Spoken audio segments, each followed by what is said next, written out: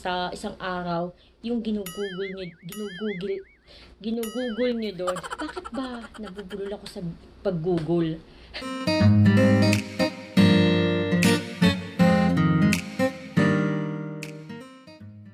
Annyeong Tsinggidol! Good morning! Nandito si Mr. Dax. Pag-alagala siya. Naka-boxer lang. Kaya hindi siya pwedeng isama sa vlog. Bali ngayon ay umaga pa lang pero napakainit na. Pero okay lang naman kasi patapos na din yung summer at papasok na yung fall. So, yung weather is maganda na. Kaya maggagala na naman kami nito. Madami kaming pupuntahang lugar para mag-vlog and mag-video, mag-picture. Anyway, alam nyo, napansin ko ngayon sa social media, lalo na sa Reels sa Reels, yung mga ina-upload ngayon doon, nakakawalang ganang manood. Kasi, puro may sakit, puro yung disgrasya, puro, alam niyo, yung mga video ng mga kamag-anak, anak, kapatid, magulang, na parang naghihingalo or malala yung sakit, yung malapit ng matigok. Yun yung, alam mo yung binibideo nila, tapos pinagpo-post nila. Napakadaming video ako na napapanood ngayon dyan, tungkol dyan. Tapos, ang iba naman is sobrang mga fake news. Alam niyo yun, yung parang, kunyari, may sikat na namatay. Then, ang gagawin nila dyan, gagawa sila ng video na may, kunyari, na aksidente yon or cause ng pagkamatay nun. Pero, yung nasa video is hindi naman pala talaga yun yung tao. Kumuha lang sila ng video sa iba, tapos lalagay doon yung picture ng sikat na tao, tapos sasabihin na ito yung cause ng pagkamatay nito. Alam niyo yun, nakakalokan talaga yung panahon ngayon. Kaya sa mga sa mga followers ko diyan,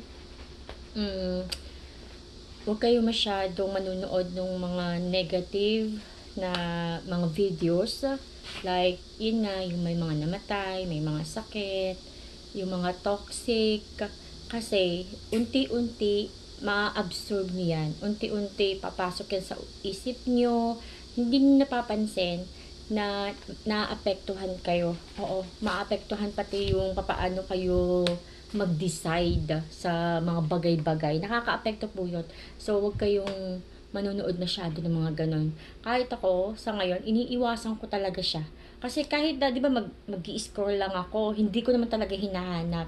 May nakita ako nakakatawang video, tapos pag in-scroll kong ganyan, lalabas na yung mga negative na videos, mga fake videos, mga ganyan. So, wag na lang. Nagbabasa na lang ako ng book. Totoo lang. Ito yung binabasa kong book ngayon. Ayan. Ito yung binabasa kong book, and may mga book pa ako na babasahin dito kasi nahihilig talaga akong magbasa ng book ngayon kasi na-realize ko na, 'di ba, ang daming oras na ginugugol natin sa social media, lalo na sa Facebook. Yung parang natutuwa ka lang mag-scroll, tapos 'di ba napakadaming mga chismis sa social media. Tuwa ka lang, basa-basa ka lang. Pero at the end of the day, tatanungin mo sa sarili mo, minsan mapapaisip ka na, parang lumipas yung araw ko na wala man lang kalatoy-latoy, 'di ba? Parang sinayang ko yung isang araw ko dahil lang sa sobrang haba ng oras na sinayang ko sa social media at pagbabasa ng mga hindi naman nakakatulong sa buhay ko. Ganun, yun yung na-realize ko. So, ang ginagawa ko ngayon, imbis na mag-social media ako, nagbabasa na lang ako ng books. Ayan. And, eto guys, ito yung binabasa ko ngayon. Actually, nabasa ko na to, pangalawang beses ko na. Kaso nga lang, nung una kong mabasa ito, sobrang excited ko kasi, as in, minadali ko siyang basahin. Kasi gusto kong malaman kung ano yung laman, ganyan. Pero hindi ko sobrang na-absorb. Kaya ngayon, inulit ko siya. Ayan. At, may mga ako dito, yung mga ganyan, may mga naka-highlight, Yun yung mga importanteng bagay na dapat na na i-focus ko. So nilalagyan ko siya ng ng marker. And nire-recommend ko guys itong book na to sa mga gustong maghanap ng babasahin na book. Guys, sobrang ganda ng book na to. The Power of Positive Thinking. Sobrang ganda ng book na to and makakatulong po ito talaga sa nyo, sa spiritual life, sa thinking nyo everyday. Sobrang makakatulong to guys. Lalo na sa mga nadadown dyan, yung mga kagaya ko lang dito sa ibang bansa. Sobrang malaking tulong yung book na to. Subukan nyo pong bumili. Binili namin ito sa Yes24 na site. Tapos, meron din po yan sa Coupang, sa Gmarket, na nandito sa South Korea, ha.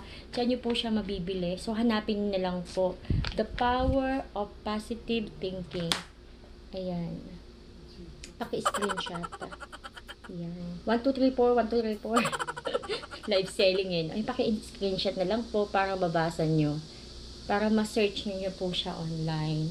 So, yan yung binabasa ko every morning bago ako mag-social media. Kasi, kailangan talaga, sa totoo lang, ito, matagal ko na itong gustong i-share din sa inyo. Hindi naman ako, tawag doon, expert sa ganitong bagay, guys. And, parang, on the process din ako na baguhin yung thinking ko.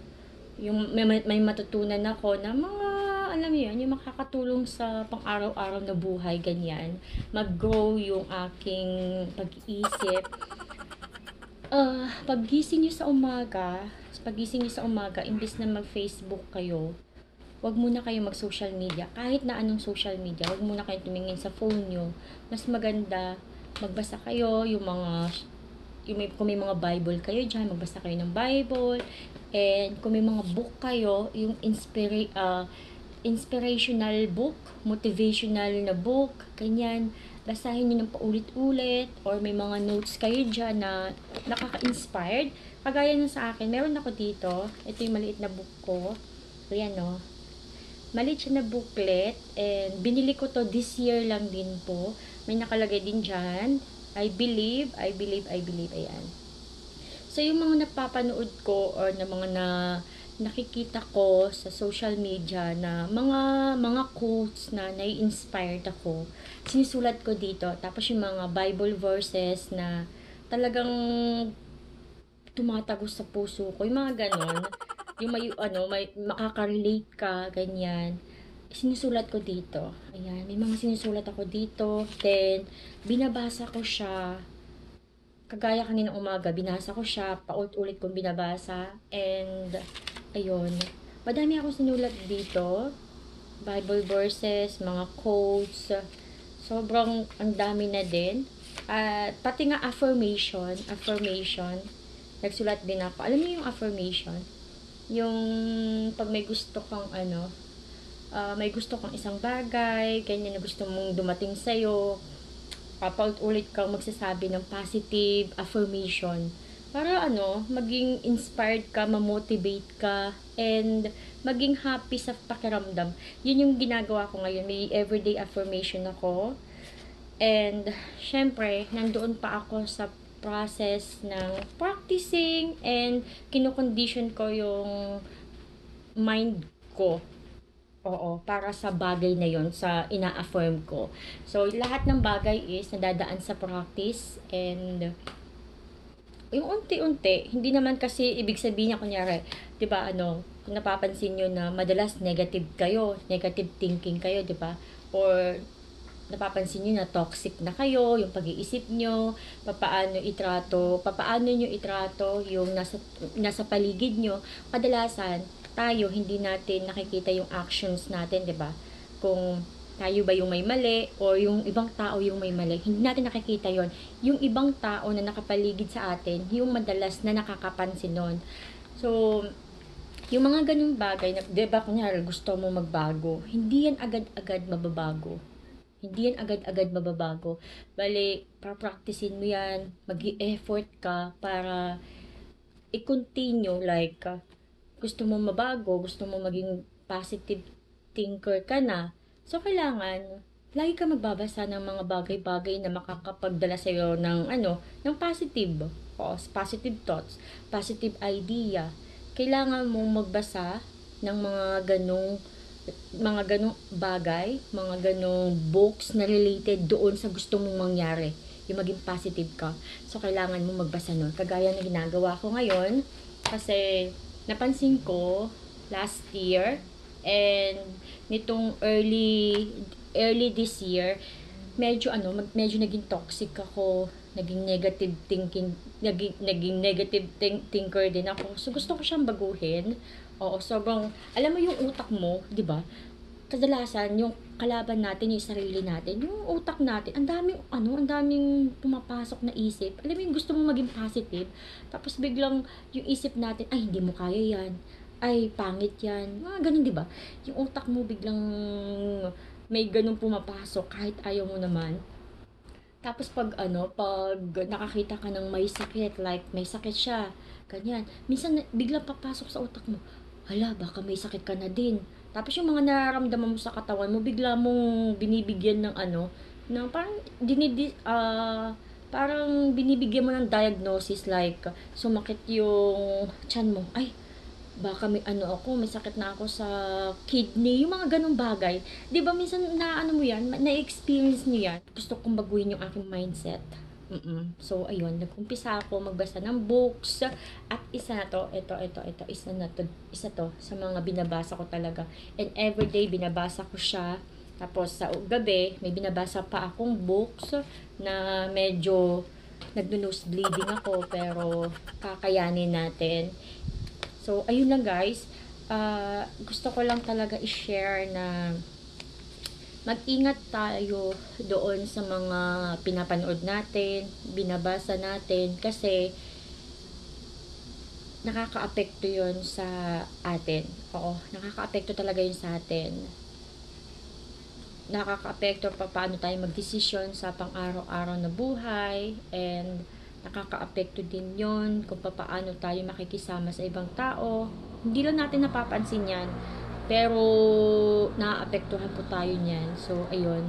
Kaya gusto kong i-share lang to remind you guys na ayun, tignan nyo yung mga ginagawa nyo everyday, kung ano yung mga pinapanood nyo everyday, yung mga binabasa nyo everyday, tignan nyo, baka kasi hindi na okay. Pampalipas oras nyo lang, oo, pero possible na maraming oras sa isang araw yung ginugugol nyo doon. Bakit ba nabubulol ako sa pag-google? Naisip ko kasi Google. Di ba may Google. Kaya medyo nako-confuse ako. Anyway, yun lang guys. Maraming salamat. And hopefully, makapag-vlog ako sa mga susunod na araw, paggagala ako, at hindi ako alam niyo, hindi ko makalimutan na mag-share sa inyo. Kasi ang tagal ko na namang hindi nakakapag-upload dito sa YouTube ko, 'di ba?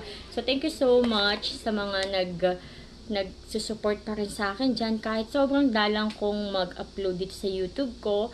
And sa mga bago na makakapanood tong vlog ko, paki-subscribe naman po ng aking channel. Baka naman. And doon sa mga nag-aantay ng mga subscribers ko dyan, pag wala akong upload dito sa YouTube, pwede niyo akong puntahan sa Facebook page ko, Pinay Ajuma. Kasi madalas talaga, doon ako nagpaparamdam everyday. Oo, nandoon ako nagdadaldal. Doon ako nagpo-post ng mga updates ko. Ayan. So, puntahan niyo ako doon kung namimiss niyo ako dito sa YouTube ko. Okay? Thank you. Bye-bye. Mag-ingat kayong lahat. Bye-bye.